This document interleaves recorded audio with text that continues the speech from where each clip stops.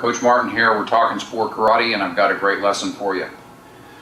There's a couple of different levels that this is going to apply to. Should you block and counter, or should you just counter? What do I mean by that? If my opponent throws a kick at me, should I position myself to where I can just counter my opponent, or do I have to block and then counter that opponent? Stop and think about it. If you're a beginning level or you're even an intermediate fighter, a lot of times what you're being taught is you're being taught how to block, and then you're being taught how to follow up. And we talked about that in a previous lesson too.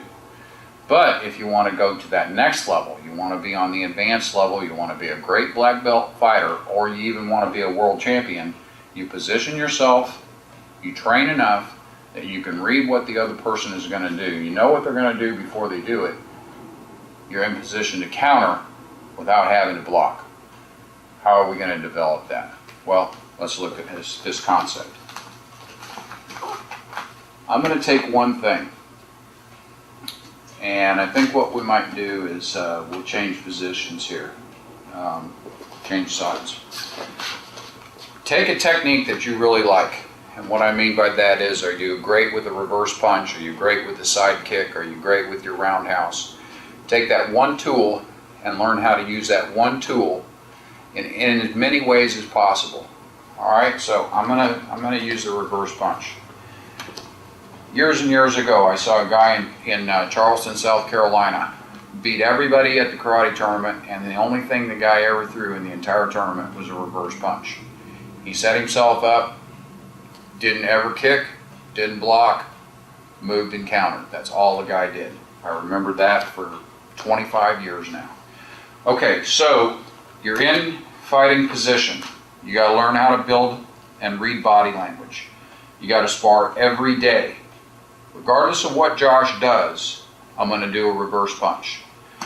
If Josh throws that back knuckle towards my head, I'm going to drive in behind him and I'm going to use a reverse punch. If Josh comes with a back leg kick, what happens? He opens the center lock. Boom, I use a reverse punch. Let's say that Josh is going to do a reverse punch of his own. When I see the body move, I'm going to try and go here. Josh blocked that one, that's okay.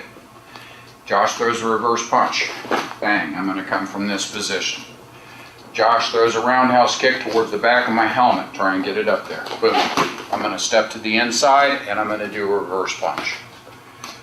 You use that reverse punch regardless of what your opponent does. They throw a roundhouse kick, you got to learn how to use that angular position. What do? We shift and we punch. Our footwork drills from other lessons are going to come in here now, everybody.